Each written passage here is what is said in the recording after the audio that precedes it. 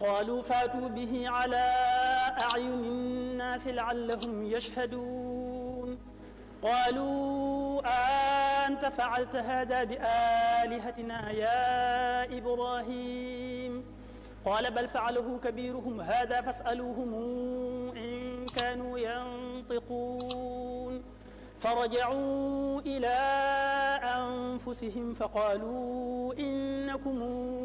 أنتم الظالمون ثم نكسوا على رؤوسهم لقد علمت ما هؤلاء ينطقون قال أفتعبدون من دون الله ما لا ينفعكم شيئا ولا يضركم أف لكم ولما تعبدون من دون الله أفلا تعقلون قالوا حرقوه وانصروا آلهتكم إن كنتم فاعلين قلنا يا نار كوني بردا وسلاما على إبراهيم وأرادوا به كيدا فجعلناهم الأخسرين ونجيناه ولوطا إلى الأرض التي باركنا فيها للعالمين ووهبنا له إسحاق ويعقوب نافلة وكلا جعلنا صالحين وجعلناهم أئمة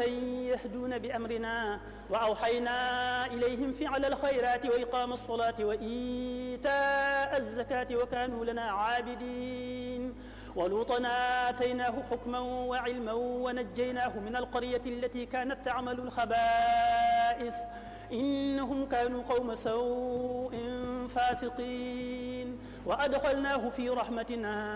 إنه من الصالحين ونوحا إذ نادى من قبل فاستجبنا له فنجيناه وأهله من الكرب العظيم ونصرناه من القوم الذين كذبوا بآياتنا إنهم كانوا قوم سوء فأغرقناهم أجمعين وداود وسليمان إذ يحكمان في الحرث إذ نفشت فيه غنم القوم وكنا لحكمهم شاهدين ففهمناها سليمان وكلنا آتينا حكما وعلما وسخرنا مع داود الجبال يسبحن والطير وكنا فاعلين وعلمناه صنعة لبوس لكم ليحصنكم